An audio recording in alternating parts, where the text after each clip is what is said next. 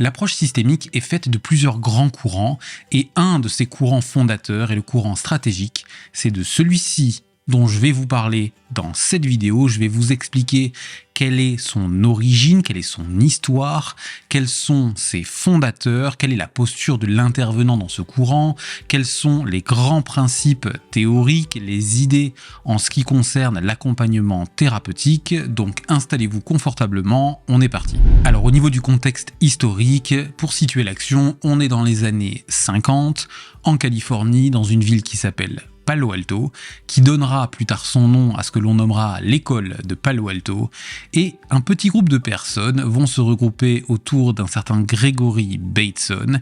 Dans ces personnes-là, il y a notamment Jay Haley, qui deviendra plus tard le chef de file de ce fameux courant stratégique. Et l'influence de Gregory Bateson a été absolument considérable, notamment au niveau des recherches qui ont pu être faites sur les paradoxes dans la communication, la théorie du double bind, ou en français de la double contrainte. Et on va donc retrouver plus tard dans la pensée de Jay Haley cette notion qui va être assez centrale, qui va plus tard finalement l'éloigner de Gregory Bateson, qui sera la notion de pouvoir. Pour vous expliquer les choses simplement, Jay Haley considère qu'un symptôme est en réalité une prise de pouvoir sur l'équilibre des relations familiales.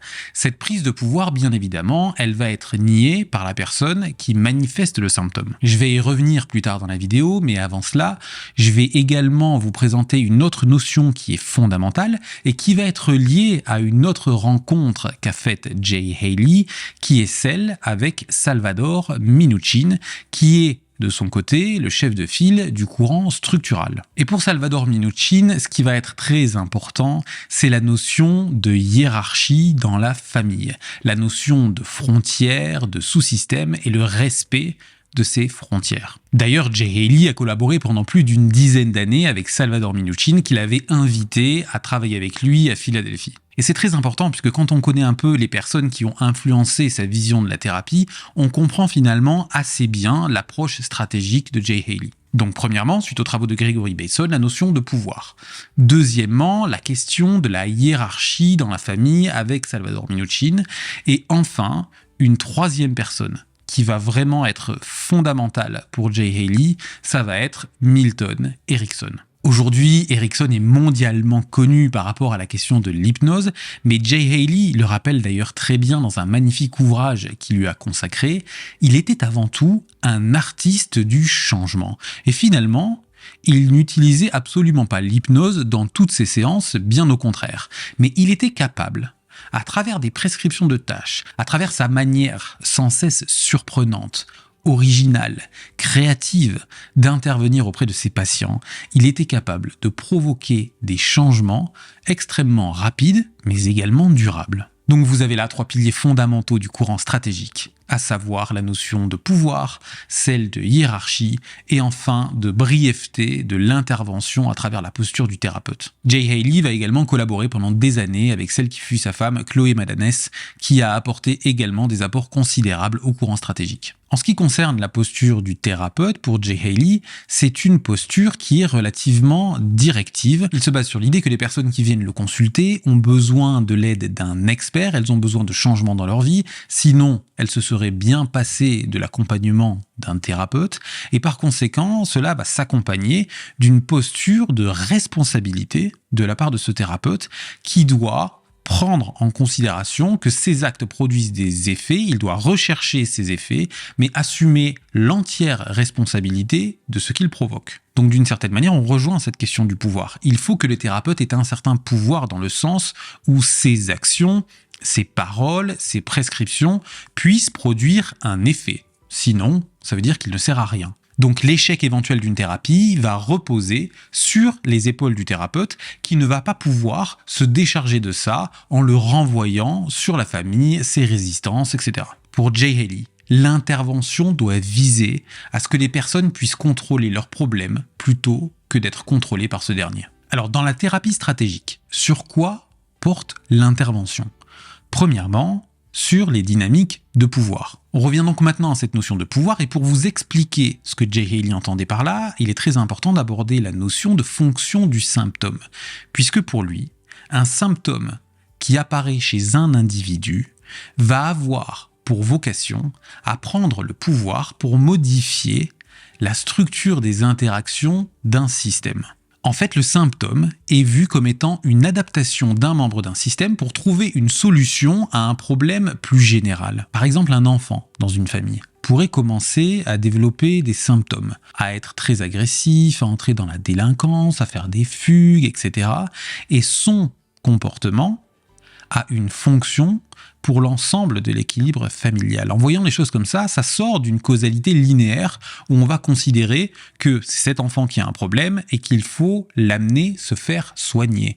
Ce qui était la vision la plus communément répandue à l'époque où Jay Haley a conceptualisé son approche. Et ce qui est révolutionnaire à ce moment-là dans ce qu'il nous dit, c'est que lui vient dire en fait cet enfant, il est en train de trouver une solution à un problème plus grand que lui. Et peut-être qu'à travers son attitude, il collabore beaucoup à ce que l'attention de ses parents, qui sont en grand conflit en ce moment, puisse être redirigée vers lui de telle manière à ce que lorsqu'il se préoccupe de lui, ils ne sont pas en train de se disputer. Le comportement de cet enfant induit le fait que les parents se soucient ensemble, collaborent pour solutionner son problème. Il est possible que ce symptôme amène un bénéfice personnel pour la personne qui le porte, mais en règle générale, ce qu'il faut voir, c'est que c'est plutôt un bénéfice à un niveau systémique, c'est-à-dire au niveau d'un système plus vaste, que ce soit la famille pour un individu qui la compose, le couple pour un des partenaires, etc. Deuxièmement, l'observation va porter sur la hiérarchie, c'est-à-dire comment le pouvoir est réparti dans la famille en fonction de la place de chacun. Et à partir de là, on pourra voir de quelle manière est-ce que le thérapeute peut intervenir pour rétablir les frontières aux bons endroits. Il va donc y avoir une observation qui va porter sur les alliances, les coalitions, voir de quelle manière est-ce qu'on va pouvoir intervenir sur l'équilibre des relations pour obtenir quelque chose qui soit beaucoup plus fonctionnel. L'observation va également porter sur les schémas relationnels répétitifs pour essayer d'en endiguer la répétitivité. Il va s'agir en fait d'intervenir de telle manière à casser cette chaîne de comportements qui aboutit tout le temps aux mêmes solutions qui finalement renforcent l'existence du problème.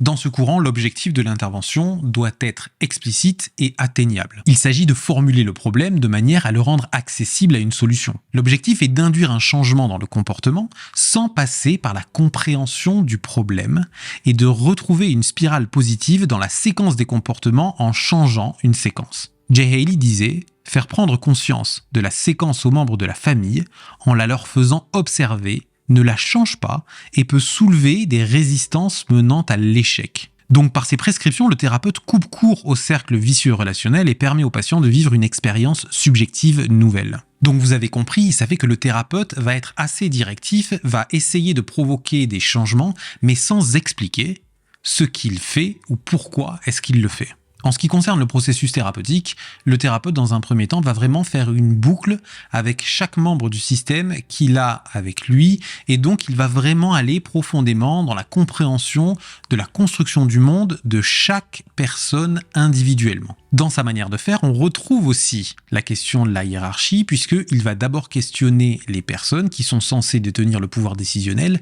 c'est-à-dire par exemple dans une famille, il va d'abord s'adresser aux parents, ensuite il va descendre vers les enfants, de l'aîné vers le plus jeune. Et il y a des grandes étapes fondamentales dans l'intervention stratégique. La première, ça va être le fait de définir un problème auquel tout le monde peut adhérer et qui est d'une certaine manière résolvable. C'est-à-dire qu'il comporte des pistes de solutions dans sa formulation initiale. Ensuite, il y a vraiment cette notion que tout le monde puisse adhérer à cette définition qui va être faite de telle façon à ce qu'il y ait un mandat qui soit donné au thérapeute pour intervenir. C'est d'ailleurs ce qui va lui permettre ensuite de faire des prescriptions de tâches, de donner des injonctions parfois paradoxales pour modifier l'équilibre, la structure des interactions, parce qu'il y a vraiment cette alliance forte qui va s'effectuer entre la famille, le couple ou l'individu et le thérapeute, où la personne sait bien qu'on est en train de résoudre l'objectif qu'on s'est fixé ensemble. C'est-à-dire que même si le thérapeute n'explique pas ce qu'il fait, tout le monde sait bien